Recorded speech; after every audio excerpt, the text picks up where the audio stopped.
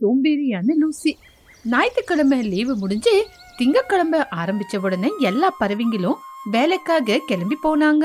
துணி வீட்டை சுத்தம் பண்ணிக்கிட்டு இருந்துச்சு. சோட்டு பழங்களை கொண்டு வர போயிருந்தது. சிச்சு கூட வீட்டு முன்னாடி இருக்கிற குப்பைய சுத்தம் பண்ணிக்கிட்டு இருந்தது. ஆனா லூசி மட்டும் சோம்பேறியாயி அதோட வீட்டு முன்னாடி திண்ணையில நல்ல மெத்து மெத்துன்னு படுக்க போட்டு நிம்மதியா படுத்து ஓய்வு எடுத்துக்கிட்டு இருந்தது. ஐயோ, இன்னைக்கு திங்கக்கிழமைனாவே ரொம்ப சோர்வா இருக்கு. நேத்து ஞாயிற்றுக்கிழமை காலையில எந்திரிச்சு சாப்பிட்டு நிம்மதியா படுத்து தூங்கிக்கிட்டு இருந்தேன். ஆனா இன்னைக்கு எந்திரிச்சு வேலைக்கு போகணுமே. நான் இன்னைக்கு யோகா தூக்கம் தூங்க போறேன். அந்த நேரம் பார்த்து துணியும் புஜ்ஜியும் வந்தாங்க. அட, என்ன லூசி, இன்னும் படுத்து தூங்கிக்கிட்டு இருக்க? காலையில 9 மணி ஆச்சு. இன்னைக்கு மகி அவங்க நம்மள எல்லாரையும் கிணத்துக்கிட்ட சுத்தம் பண்ண சொன்னாங்களே, நீ மறந்துட்டியா? நீ வரலையா? ஐயோ, இந்த மாதிரி வேலையெல்லாம் செய்யணும்னா ரொம்ப கஷ்டமா இருக்கும். எனக்கு ஏற்கனவே உடம்புக்கு முடியல, அதனாலதான் நான் படுத்திருக்கேன். என்னால அந்த வேலையெல்லாம் செய்ய முடியாது, கையெல்லாம் வலிக்குது. என்னது, உங்களுக்கு ஜுரம் வர மாதிரி இருக்கு, கையெல்லாம் வலிக்குதா? நேத்து பந்துகிட்ட பெட் கட்டி லட்டு சாப்பிட்டீங்களே, அப்ப எதுவுமே இருக்குல்ல? ஐயோ புஜ்ஜி, நீ சின்ன குழந்தை, உனக்கு இத பத்தி எல்லாம் தெரியாது. நேத்து எனர்ஜிக்காக சாப்பிட்டேன். இன்னைக்கு அதே எனர்ஜிய ஜீரணமாகணும்ல, அதனாலதான் இன்னைக்கு ரெஸ்ட் எடுத்துக்கிட்டு இருக்கேன். உன்னோட சோம்பேறித்தனம் தான் அதுக்கு மருந்தே. மகி கேட்டா நீ தான் அதுக்கு பதில் சொல்லணும். அப்படி சொல்லி துணியும் புஜ்ஜியும் வேலை செய்ய கிளம்பி போயிட்டாங்க. சோட்டும் நிம்மதியா வீட்டு வாசல்ல படுத்து தூங்கிக்கிட்டு இருந்துச்சு. பாவம் குஹுவாத்தும் தண்ணிக்குள்ள இறங்கி தண்ணிக்குள்ள இருக்கிற பாச்சியெல்லாம் கிளீன் பண்ணிக்கிட்டு இருந்தது. இதை எல்லாத்தையும் மகி கழுகு பாத்துக்கிட்டு இருந்துச்சு. சோட்டு சிச்சு அங்க இருக்கிற குப்பைங்களை சுத்தம் பண்ணாங்க. பசங்க கிணத்துல இருந்து கல்ல சுத்தம் பண்ணாங்க. எல்லாரும் நல்ல விதமா வேலை செய்யறாங்க. இவங்க எல்லாருக்கும் சமையல் செஞ்சு கொடுக்கணும். சமையல் வேலைய நான் லூசி கிட்ட சொல்லியிருந்தேனே. ஆமா, எங்க லூசி இவ்வளவு நேரமானாலும் காணோம்? ஐயோ, லூசிய மட்டும் நாங்க நம்பணும்னா இன்னைக்கு எங்க வயித்துல காத்து நிறைச்சுக்கிட்டு தான் நாங்க வேலை செய்யணும். லூசி சரியான சோம்பேறி. புடவை கட்டிக்கிட்டு வெளியே வரவே அவ சோம்பேறித்தனம் பண்ணுவா. அவளை எங்களுக்கு சமைச்சு கொண்டு வர போறா. என்ன சிச்சோ லூசி அப்படி சொல்ற? லூசி ரொம்ப பாவம் இல்லையா? அதுக்குள்ள பன்னு, ஐயோ லூசி ஆண்டி எப்ப சமைச்சு கொண்டு வர்றது? எனக்கு ரொம்ப பசி எடுக்குது. லூசி ஆண்டி இன்னைக்கு புளியோகர பஜ்ஜியும் செஞ்சு கொண்டு வரேன்னு சொன்னாங்க. இவ்வளவு நேரமாச்சு காணோம். இந்த மாதிரியான வேலை எல்லாம் எனக்கு பிடிக்காது. புஜ்ஜி, நீ போய் லூசி கிட்ட சொல்லு, சீக்கிரமா சமையல் செஞ்சு கொண்டு வர சொல்லு அப்படின்னு சொன்ன உடனே புஜ்ஜி லூசிய தேடி வீட்டுக்கு போச்சு. லூசி படுத்து தூங்கிக்கிட்டு இருந்தது. அத்தே, லூசி அத்தை, எந்திரங்க, இன்னுமா படுத்து தூங்கிக்கிட்டு இருக்கீங்க? மகி ஐயாவுக்கு கோவம் வந்திருக்கு அப்படின்னு சொன்ன உடனே லூசி பயத்துல எந்திரிச்சு, ஐயோ இன்னைக்கு என்னதானே சமைக்க சொன்னாங்க, இன்னும் சமைக்கலையே, சரி 5-10 நிமிஷம் சமைச்சு கொண்டு வரேன் அப்படின்னு சொன்ன உடனே புஜ்ஜியும் கிளம்பி போயிடுச்சு. லூசி என்ன பண்றதுன்னு தெரியாம சமையலறைக்குள்ள வந்து பாத்துச்சு. அட, இங்க காய்கறியும் பருப்பு தான் இருக்கு. இப்ப என்ன சமைக்கிறது? புளியோகரை சமைக்கலான்னு யோசிச்சேன். சரி, புளியோகரையே சமைக்கிறேன் அப்படின்னு சமைக்கிறதுக்காக போச்சு. இருந்தாலும் அதோட சோம்பேறித்தனம் அதை விட்டு போல. காய்கறி எல்லாம் கட் பண்ணி குழம்பு வச்சா ரொம்ப நேரம் பிடிக்கும், வேலையாகும். அதே மாதிரி அரிசி கழுவி போடணுமே அப்படின்னு எல்லாத்தையும் ஒரே பாத்திரத்துல போட்டுருச்சு. எலுமிச்சை பழத்தை கூட வெட்டாம முழுசாவே போட்டுருச்சு. அரகுற வேலை செஞ்சது இல்லாம தன்னை தானே புகழ்ந்துகிட்டு, புளியோகரைனா என்ன மாதிரி செய்யணும், இதுதான் ஷார்ட்கட் சமையல், இப்படி சமைச்சா ருசியா தான் இருக்கும், எல்லாரும் பசியில இருந்தாலும் அப்படியே நல்லா சாப்பிடுவாங்க அப்படின்னு யோசிச்சு லூசி அரிசி வெந்தும் வேகாம இருக்கும் போதே டிஃபன் பாக்ஸ்ல எடுத்து போட்டுக்கிட்டு அங்கிருந்து கிளம்பிடுச்சு. லூசி வருது அப்படின்னு காத்துக்கிட்டு இருந்த அங்க இருக்கிற பறவைங்க லூசிய பார்த்த உடனே பன்னு எகிரி குச்சி, ஐ லூசி ஆண்டி வந்துட்டாங்க, புளியோகரைய கொண்டு வந்திருக்காங்க, ஐ வயிறு நிறைய சாப்பிடலாம். ஆண்டி செஞ்ச புளியோகரை கமகமன்னு வாசனை வருது. ஆமா, லூசி லேட்டா வந்தாலும் லேட்டஸ்டா சமைச்சிருக்கா. வாங்க, லூசியோட ஸ்பெஷலான புளியோகரை, இதுல நிறைய மசாலாவை போட்டிருக்கேன், வந்து உக்காருங்க, எல்லாருக்கும் பரிமாறுறேன் அப்படின்னு சொன்ன உடனே எல்லா பறவைங்களும் இலைய எடுத்துக்கிட்டு உக்காந்தாங்க. லூசி எல்லாருக்கும் பரிமாறுச்சு. பன்னு ஒரு வாயை எடுத்து சாப்பாட வாயில வச்சுச்சு. அவ்வளவுதான். அட, என்ன இது, வாயில ஏதோ கட்டுமுட்டும் சத்தம் கேக்குது. ஆண்டி, என்ன ஆண்டி, புளியோகரையில இவ்வளவு பெரிய கல்லாவே போட்டிருக்கீங்க. அடடே, அது கல் இல்ல, மினரல்ஸ். உடம்புக்கு ஹெல்தி இல்லையா, அதனாலதான் அதுல இருக்கு. புஜ்ஜி ஒரு வாய் சாப்பாட வாயில வச்ச உடனே, என்ன லூசி, அரிசி வேகவே இல்ல, அரிசி அரிசியாவே இருக்கு, எப்படி இந்த சாப்பாட சாப்பிடுறது சொல்லு.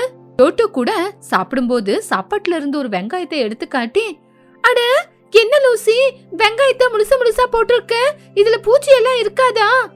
ஆமா, எனக்கு கூட எலுமிச்சம்பழம் முழுசாவே கிடைச்சது. இது புளியோகரையா இல்ல எலுமிச்சம்பழம் குழம்பா? இப்படி எல்லா பறவைங்களும் சாப்பாடு சரியில்லை அப்படின்னு எல்லாரும் சேர்ந்து லூசிய திட்டிக்கிட்டே இருந்தாங்க. என்ன சோட்டு, நீ சாப்பாட நல்லபடியா சமைச்சு கொண்டு வரல. எல்லாரும் காலையில இருந்து கஷ்டப்பட்டு வேலை செஞ்சுக்கிட்டு இருந்தாங்க. ஆனா நீ வீட்ல சோம்பேறியா உக்காந்துக்கிட்டு இந்த மாதிரி ஒரு சமையல சமைச்சு கொண்டு வந்திருக்க.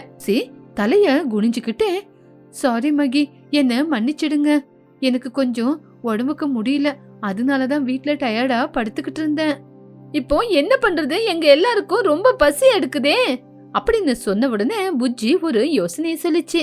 இங்க பாருங்க, நீங்க எல்லாரும் ஒத்துக்கிறதா இருந்தா என்கிட்ட சோளம் இருக்கு, அதை வேக வச்சு சாப்பிடலாம். அப்படியே கொஞ்சம் பழங்க இருக்கு, அதையும் சாப்பிட்டுக்கலாம். அதெல்லாம் சரி, சோளத்தை யார் இப்போ வேக வைக்கிறது? ஐயோ, லூசிய நம்புனா முடியாது, நானே வேக வச்சு கொண்டு வரேன். லூசி, நீ செஞ்ச தப்புக்கு உனக்கு சரியான தண்டனை இருக்கு. இவ்ளோ தூரம் எல்லாத்தையும் சமைச்சு கொண்டு வந்திருக்கல, இத ஒண்ணு விடாம நீதான் சாப்பிட்டு முடிக்கணும், எதையும் வேஸ்ட் பண்ணக்கூடாது. ஐயோ, அரிசி அரிசியா சாப்பிட்டா என் வயிறு என்னத்துக்கு ஆகுறது? இது மொத்தமா ஒண்டியா சாப்பிடுறதுன்னா என்னால முடியாது. இங்க பாரு, அப்படியெல்லாம் சொல்ற மாதிரி இல்ல, இதை எதையுமே கொட்டக்கூடாது. இப்படி சாயங்காலமாச்சு. எல்லா பறவைங்களும் ஒரு பக்கத்துல உக்காந்துக்கிட்டு சோளம் பழத்தை எல்லாம் வச்சு சாப்பிட்டுக்கிட்டு இருந்தாங்க. லூசி மட்டும் அந்த பழைய சாப்பாடையே வச்சு எப்படி சாப்பிடுறதுன்னு கஷ்டப்பட்டுக்கிட்டு இருந்துச்சு. பக்கத்துல நிறைய பாத்திரங்க இருந்தது, அத கூட லூசி தான் கழுவ வேண்டியதா வந்துச்சு. சின்ன லூசிய பார்த்து சிரிச்சுக்கிட்டு, டீ, வெங்காயம் எப்படி இருக்கு, ருசியா இருக்கா? டீ, மினரல்ஸ் எல்லாம் எப்படி இருக்கு, அது உங்களுக்கு தான் நல்லா இருக்கா? லூசி பறவை கண்ணீர் விட்டுக்கிட்டு, டேய் போதுங்கடா, ஏண்டா என்ன பார்த்து எல்லாரும் கலாய்க்கிறீங்க, என்ன மன்னிச்சிடுங்கடா, என்னால இத சாப்பிடவே முடியல. லூசி, நீ உன்னோட சோம்பேறித்தனத்தை விட்டுதான் ஆகணும். பாத்தியா, நீ செஞ்ச தப்புக்கு இன்னைக்கு நீ அந்த சாப்பாட சாப்பிட வேண்டியதா இருக்கு. இல்லனா எங்க கூட உக்காந்துக்கிட்டு சந்தோஷமா சிரிச்சு பேசிக்கிட்டு இருந்திருக்கலாம். அம்மா துணி, லூசிக்கு புத்தி வந்திருக்கு, பாவம் ஒத்தையில கஷ்டப்படுறா, வா நம்ம போய் அவளுக்கு உதவி செய்யலாம். இப்படி சொன்ன உடனே லூசி கண்ணுல கண்ணீர் வந்துச்சு. இப்படி எல்லா பறவைங்களும் சேர்ந்து லூசிக்கு உதவி பண்ணாங்க. அதே மாதிரி ஃப்ரெண்ட்ஸால அந்த சாப்பாட்டுல இருந்து விமுக்தி கிடைச்சது. தேங்க்யூ ஃப்ரெண்ட்ஸ், என்ன மன்னிச்சிடுங்க, நீங்க எல்லாம் கஷ்டப்பட்டு வேலை செஞ்சீங்க, என்னால சரியா சாப்பாடு செஞ்சு கொண்டு வந்து கொடுக்க முடியல. நாளைக்கு காலையில உங்க எல்லாருக்காக நானே இட்லிய செஞ்சு கொண்டு வரேன், நல்லா ருசியா சமைச்சு கொண்டு வரேன். இந்த கதை மூலியமா நம்ம தெரிஞ்சுக்க வேண்டிய விஷயம் என்னன்னா, சோம்பேறித்தனம் நம்மள ஒரு இடத்திலேயே முடக்கி போட்டுரும். எந்த வேலையா இருந்தாலும் கவனத்தோட செஞ்சா மட்டும்தான் அந்த வேலை முழுசா சரியாகும். சோம்பேறித்தனம் நம்மளோட சந்தோஷத்தையே சாகடிச்சிரும். வாய்தா சொல்றது, ஷார்ட்கட்ல வேலை செய்யறதுன்னு இருந்தா எந்த வேலையும் பரிபூர்ணமாகாது. பறவைங்களோட கிராமத்துல அது ஒரு அமைதியான சாயந்தர நேரம். சூரியன் அப்பதான் மெதுவா முழுகிக்கிட்டு இருந்தப்போ பறவைங்க எல்லாரும் அவங்கவுங்க வேலையை முடிச்சுக்கிட்டு ஊருக்கு நடுவுல இருக்கிற பெரிய ஆலமரத்துக்கு கீழே நின்னு கதை பேசிக்கிட்டு இருந்தாங்க. துணிக்குருவி அவளுடைய பொண்ணான புஜ்ஜி கூட அங்க வந்திருந்தா. சோட்டுக்கிளி அவளுடைய புள்ளையான பன்னு கூட அங்க வந்திருந்தா. அதே மாதிரி மகிக்கழுகு, லூசிபுரா எல்லாரும் வந்திருந்தாங்க. அப்போ துணிக்குருவி அவங்க எல்லார்கிட்டையும், தொழிங்கிலா, நான் இன்னைக்கு மார்க்கெட்டுக்கு போயிருந்தேன், அங்க ஒரு முத்து மாலை இருந்துச்சு. முத்து மாலைனா எங்க பாட்டிக்கு ரொம்ப பிடிக்கும், அவங்க ஞாபகமா நான் முத்து மாலையை வாங்கிக்கிட்டேன். துணி, அப்படியா? எங்க அந்த முத்து மாலைய காட்டு, அது பளபளன்னு ஜொலிக்குமாமே. துணிக்குருவி அவகிட்ட இருக்கிற ஒரு பெட்டிய வெளியில எடுத்தா. அதுல அழகா வெள்ளை கலர்ல ஒரு முத்து மாலை செட்டு இருந்துச்சு. அத பாக்குறதுக்கு உண்மையிலேயே ரொம்ப அழகா இருந்துச்சு. வாவ் துணி, இது பார்க்க எவ்வளவு அழகா இருக்கு, இத நீ போட்டுக்கிட்டா தேவதை மாதிரி அப்படியே ஜொலிச்சுக்கிட்டு இருப்ப, உனக்கு நல்லா இருக்கும். எல்லாருமே அந்த முத்து மாலையை பார்த்து சந்தோஷப்பட்டுக்கிட்டு இருக்கும்போது அந்த மரத்துக்கு மேல உட்காந்துக்கிட்டு இருந்த சிச்சு காக்காவுக்கு மட்டும் அந்த முத்து மாலை ரொம்ப பிடிச்சு போச்சு. ஆனா அது துணிக்கிட்டு இருக்கிறது அவளுக்கு பொறாமையா இருந்துச்சு. அதனால சிச்சு காக்கா அவன் மனசுக்குள்ள, அட, இந்த முத்து மாலை எவ்வளவு நல்லா இருக்கு, கருப்பா இருக்கிற எனக்கு இந்த முத்து மாலை போட்டா பளபளன்னு ஜொலிச்சுக்கிட்டு இருக்கும். ஆமா, இது எனக்கு சேர வேண்டியது, இந்த துணிக்கிட்டு இருந்து எப்படியாவது இதை நான் அடைஞ்சே தீரணும். சிச்சு காக்கா மரத்தை விட்டு கீழே இறங்கி அவங்க எல்லாரும் முன்னாடியும் நின்னா. அவ நல்லவ மாதிரி எல்லாரும் முன்னாடியும் நடிச்சா. அட துணியே, நீ முத்து மாலையை வாங்குனியா? ஆமா, இது ஒரிஜினலா? இப்பெல்லாம் மார்க்கெட்ல போலியானது தான் வருதான். அதுக்கு தான் சொல்றேன், பார்த்து இருக்கணும். இல்ல இல்ல, இது ஒரிஜினல் தான். எங்க பாட்டிக்கு முத்து மாலை அப்படின்னா ரொம்ப பிடிக்கும். அவங்க ஞாபகமா தான் இந்த மாலையை நான் வாங்கியிருக்கேன். சரி துணி, இத பார்த்து பத்திரமா எடுத்து வச்சுக்கோ. காலம் எல்லாம் கெட்டு போயிருக்கு, யாரு வேணாலும் திருடிக்குவாங்க. ஆனா மனசுக்குள்ள அந்த திருட நான் தான் அப்படின்னு அவ நினைச்சுக்கிட்டா. அன்னைக்கு ராத்திரி எல்லாரும் தூங்கிக்கிட்டு இருக்கும்போது சிச்சுவுக்கு மட்டும் தூக்கமே வரல. அவ கண்ணு முன்னாடி அந்த முத்து மாலை வந்து வந்து போய்கிட்டு இருந்துச்சு. அவ பக்கத்துல தூங்கிக்கிட்டு இருந்த புள்ள சின்னு கிட்ட, டே சின்னு, சின்னு தூங்கிக்கிட்டு இருக்கியா? எந்திரா. சின்னு தூக்க கலக்கத்துல, என்னம்மா பேய் வந்துச்சா? பேய் இல்ல, ஒன்னும் இல்ல. எனக்கு அந்த முத்து மாலை வேணும்டா, என் கண்ணுக்குள்ளேயே இருக்கு. அதை எப்படியாவது நான் அடைஞ்சே ஆகணும்டா. சின்னு துடிச்சு பிடிச்சு எழுந்திருச்சான் ரொம்ப பயத்தோட. அம்மா, திருடுறது தப்பு இல்லையா? துணியத்தை உன்னோட ஃப்ரெண்டு அவங்ககிட்டே திருடுறது தப்பு இல்லையாமா? டேய் வாய் மூடுறா. ஃப்ரெண்ட்ஷிப்பே வேற, இதே வேற. அந்த முத்து மாலை எனக்கு சேர வேண்டியது. அதை நான் எப்படியாவது அடைஞ்சே ஆகணும். எப்படியாவது துணி வீட்டுல இருந்து அதை எடுக்க போறேன். சிச்சு காக்கா எழுந்திருச்சு முகத்துக்கு ஒரு துணியை கட்டிட்டு அங்கிருந்து வெளியில போச்சு. சின்னுவுக்கு பயமா இருந்தாலும் அம்மாவை தடுக்க முடியாம அவன் அவங்க அம்மா பின்னாடியே போனான். துணியோட வீடு மூடி இருந்துச்சு. ஆனா ஜன்னல் மட்டும்தான் திறந்திருந்துச்சு. சிச்சு காக்கா மெதுவா ஜன்னல் பக்கத்துல போய் உள்ள என்ன நடக்குதுன்னு எட்டி பார்த்தா. துணியும் புஜ்ஜியும் 2 பேரும் நல்லா ஆழமான தூக்கத்துல இருந்தாங்க. பக்கத்திலேயே அந்த முத்து மாலை டப்பாவும் இருந்துச்சு. அப்போ சிச்சு காக்கா வெளிச்சத்துல அதை பார்த்து, ஏ சின்னு, நீ இங்கே நின்னுக்கிட்டுறா. யாராவது வந்தா காக்கான்னு கத்தாத, கூ கூன்னு கத்துடா. அப்போ யாரான பார்த்தா கோழிதான் கத்துதுன்னு நினைக்குவாங்க.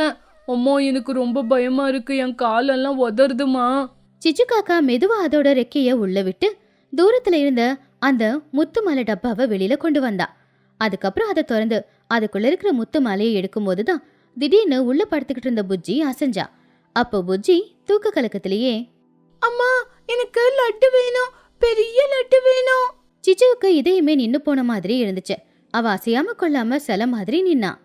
ஐயோ, எந்திரிச்சிட்டாளா? இவ எந்திரிச்ச வேலையாகாதே அப்படின்னு பயந்தா. ஆனா அவளுடைய நல்ல நேரம் புஜ்ஜி மறுபடியும் தூங்க ஆரம்பிச்சா. அப்பாடா தப்புச்சண்டா சாமி அப்படின்னு சிச்சு காக்கா நினைச்சுது. டே சின்ன வாடா, வேலை முடிஞ்சது, இங்கிருந்து ஓடிடலாம். சிச்சு காக்கா அந்த முத்து மாலையை எடுத்துக்கிட்டு அங்கிருந்து வீட்டுக்கு போச்சு. பரண மேல இருக்கிற ஒரு பானையை எடுத்து அதுக்குள்ள அந்த முத்து மாலையை போட்டு ஒளிச்சு வச்சுது. இனிமே இந்த முத்து மாலை என்னோட இது. நாளைக்கு முத்து மாலை காணாம போயிடுச்சுன்னு எல்லாரும் தேடுவாங்க. ஆனா இது யாரு கையிலயும் மாட்டக்கூடாது. அடுத்த நாள் காலையில துணிக்குருவியை எழுந்திருச்சு பார்க்கும்போது டேபிள் மேல வச்சிருந்த அந்த முத்து மாலைய காணோம். அதை பார்த்து அவ பயப்பட ஆரம்பிச்சா. ஐயோ கடவுளே, என்னோட முத்து மாலை காணோமே. யாரோ தூக்கிட்டு போயிட்டாங்க. என் பாட்டி ஞாபகமா வச்சிருந்த. துணி கத்தின சத்தத்தை கேட்டு ஊர்ல இருக்கிற எல்லாரும் அங்க வந்தாங்க. மகிக்கழுகு, சோட்டுக்கிளி, லூசிபுரா. இதுல அதிசயம் என்னன்னா சிச்சுவும் அவளுக்கு எதுவுமே தெரியாத மாதிரி கூட்டத்தோட கூட்டமா வந்தா. ஐயோ துணி, என்ன இது? நான் தான் சொன்னேன்ல, யாராவது பார்த்தா தூக்கிடுவாங்கன்னு. பாத்தியா, அதே மாதிரி திருடு போயிடுச்சு. அப்போ நம்ம ஊருக்கு திருடங்க வந்திருக்காங்களா? நம்ம ஊர்ல திருடங்களா? நம்ம ஊர்ல அந்த மாதிரி யாருமே இல்ல. வெளியில இருந்து தான் வந்திருக்கணும். புஜ்ஜி குருவி அழுதுகிட்டே சந்தேகமா, மகி தாத்தா, எனக்கு சந்தேகமா இருக்கு. நேத்து நைட்டு தூங்கும் போது யாரும் எங்க வீட்டாண்ட கூ கூன்னு கத்திக்கிட்டு இருந்தாங்க. இந்த மாதிரி குளிர் காலத்துல கோழிங்க எங்கேயாவது வருமா? அது வெயில் காலத்துல தான் வரும்.